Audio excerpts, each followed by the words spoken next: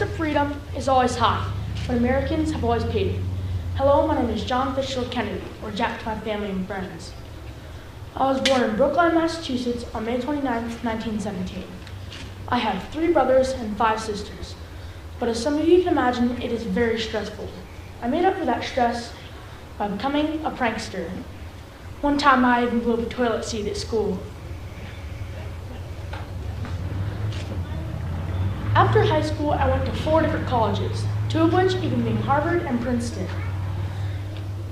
After college, I met Jacqueline. We've now been married for 10 years and have 1 son and 2 daughters. I remember one of the most difficult times of my life. I was serving for the Navy in World War II. I was assigned to PT Boat 109. PT stood for Patrol Torpedo. We were on a mission with 14 other PT boats off the coast of the Solomon Islands to ambush a group of Japanese supply boats known as the Tokyo Express. But instead we were surprised by 3 Japanese destroyers. By this time, all but 3 of our PT boats had turned back after running out of torpedoes. Immediately out of the darkness, a huge destroyer appeared and rammed the 109, ripping it to pieces. Immediately, fuel spilled and ignited. The other ships thought no one could survive and did not come back to rescue us. However, I was one of 11 survivors that night. We decided our best chance of survival would be to swim 3.5 miles to a nearby island. However, some of our sailors were injured from the blast. One of my men, Mahone, was the worst injured. So we had to pull him to the island by a life jacket belt with our teeth so we could still swim. The 2 others that were injured had to be tied to a plank and 7 others helped them to shore. We arrived on a tiny island with only coconuts for food and water. For 2 nights, I swam out searching for passing PT boats, but had no luck.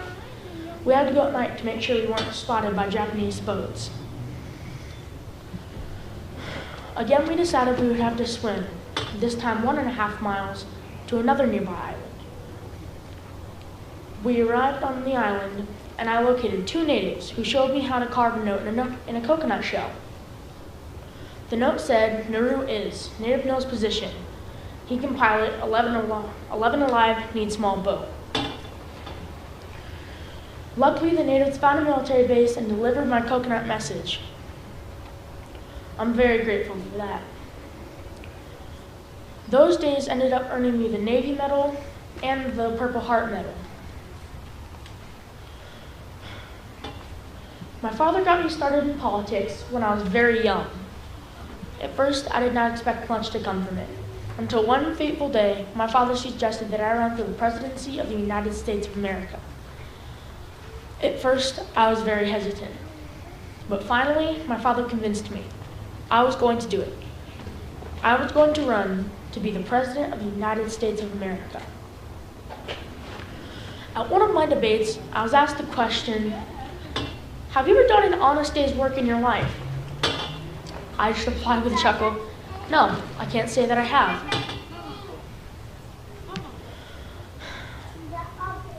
At one of my other debates, my competitor Nixon, I looked clean-shaven and confident, while Nixon looked pale, sick, sweaty, with a little bit of stubble.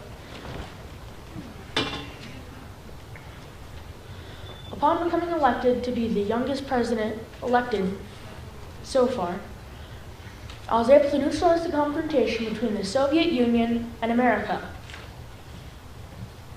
by having them withdraw the nuclear missiles that were just off the coast of Florida. We accomplished this by signing a treaty that we would never again invade Cuba without direct provoking. Luckily, I was able to stop this confrontation before it escalated.